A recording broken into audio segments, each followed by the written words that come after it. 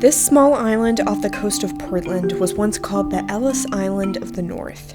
From 1892 through the 1920s, the United States Hospital, Quarantine, and Immigration Station on House Island received tens of thousands of immigrants and refugees each year from Europe, Asia, and the Middle East.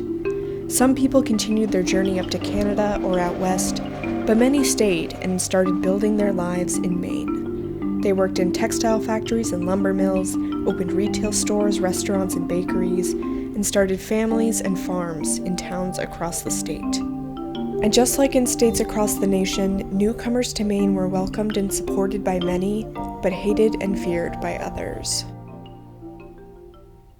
By 1920, the Maine census reported that 14% of Maine's population was foreign-born, and another 21% were second-generation immigrants with at least one foreign-born parent.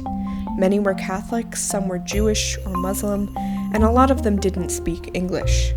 Nativist political leaders stoked fears among white Protestants that immigrants were taking their jobs and changing the character of the nation. They believed that immigrants from Ireland, Southern and Eastern Europe, and Asia could not assimilate because of their race and ethnicity, and that they would never become true Americans. Many educators, social workers, and liberal politicians pushed back against this idea, and a widespread effort to assimilate immigrants into American society began. This work was known as Americanization, meaning the action of making a person or thing American in character or nationality. This included English language classes and lessons on American values. Immigrant children acted in theatrical pageants as patriotic figures like Lady Liberty and Uncle Sam, and reenacted quintessential American scenes like the myth of the first Thanksgiving.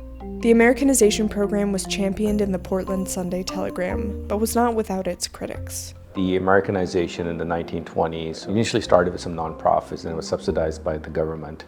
The problem with the assimilation, it was a flawed system because assimilation only focused on patriotism and really kind of becoming part of the United States vision of being an American. But that also was about really aligning yourself with the host country's values and beliefs and identity, and pretty much leaving your identity behind. With the fears of a changing populace came the rising popularity of the Ku Klux Klan. The Klan targeted many groups outside of the white Protestant majority, with specific contempt toward Catholics, Jews, Irish immigrants, the Black community, and Wabanaki peoples. Membership grew quickly under the leadership of F. Eugene Farnsworth, whose anti-Catholic and anti-immigrant message validated the fears of many Mainers. At a Portland rally in 1923, he preached, "This is not an Italian nation. This is not an Irish nation. This is not a Catholic nation. This has been and always will be a Protestant nation." In 1923, the Maine Klan had 20,000 members. By 1925, that number had skyrocketed to 150,000, around 23% of the state population and the largest state membership outside of the American South. Ultimately, public scrutiny and internal mismanagement and financial embezzlement doomed the Maine Klan, and by 1930, its numbers dwindled. But xenophobic and racist extremism has persisted in Maine. In 2002, the white supremacist organization World Church of the Creator held a small rally in Lewiston protesting Somali immigrants who were settling in the city. In recent years, neo-Nazi rallies have been held in Portland and Augusta.